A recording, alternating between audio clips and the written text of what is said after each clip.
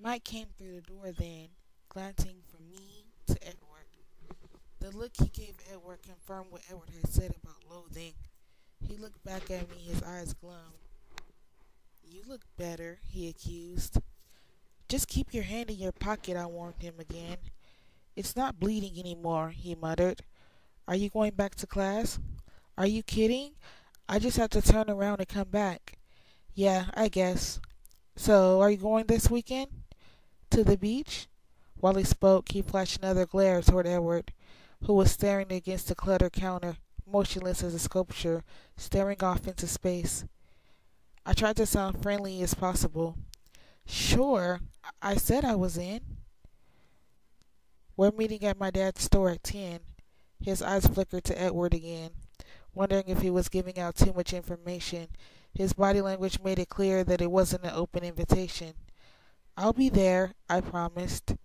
I'll see you in gym then, he said, moving uncertainly towards the door. See you, I replied.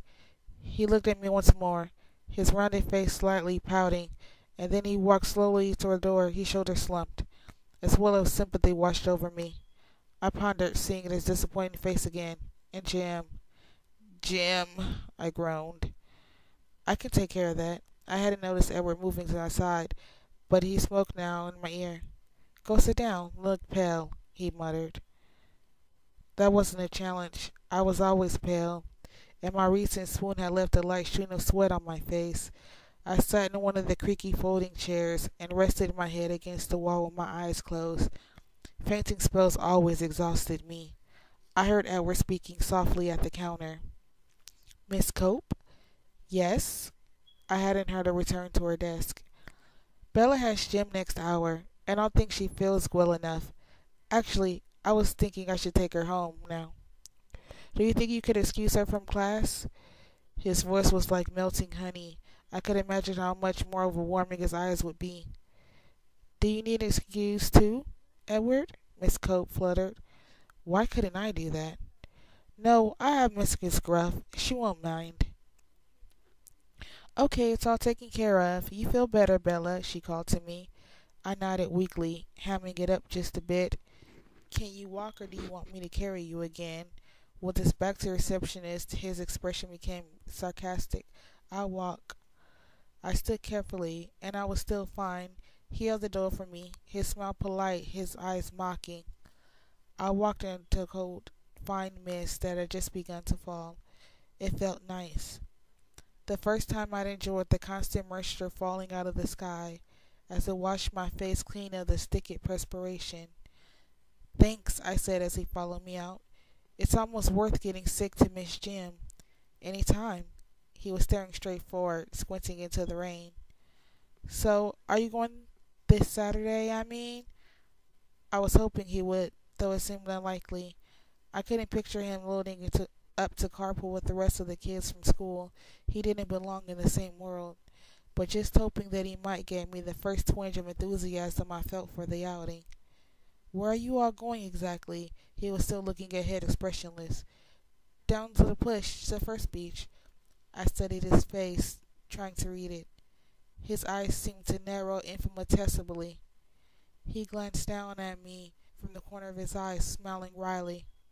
I really don't think I was invited, I sighed. I just invited you. Let you and I not push poor Mike any further this week. We don't want him to snap. His eyes danced. He was enjoying the idea more than he should. Mike, I muttered, preoccupied by the way he said you and I. I liked it more than I should. We were near the parking lot now. I veered left toward my truck. Something caught my jacket, yanking me back.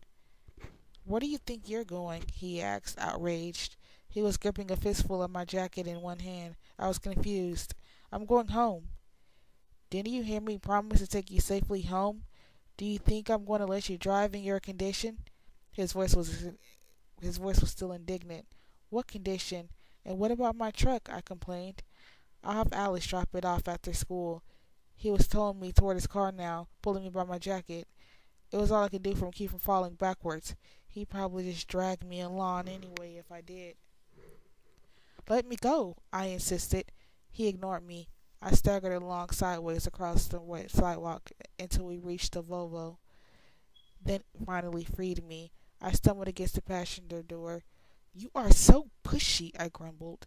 It's open, was all he responded. He got into the driver's side.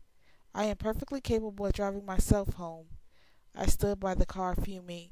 It was raining harder now, and I never put my hood up, so my hair was dripping down my back. He lowered the automatic window and leaned toward me across the seat. Get in, Bella. I didn't answer. I was mentally calculating my chances of reaching the truck before he could catch me. I had to admit they weren't good. I'll just drag you back, he threatened, guessing my plan. I tried to maintain what dignity I could as I got into his car. I wasn't very successful. I looked like a half-drowned cat and my boots squeaked. This is completely unnecessary, I said stiffly. He didn't answer. He fiddled with the controls, turning the heater up and the music down. As we pulled out of the parking lot, I was prepared to give him the silent treatment, my face in full pout mode. But then I recognized the music playing, and my curiosity got the better of my intentions.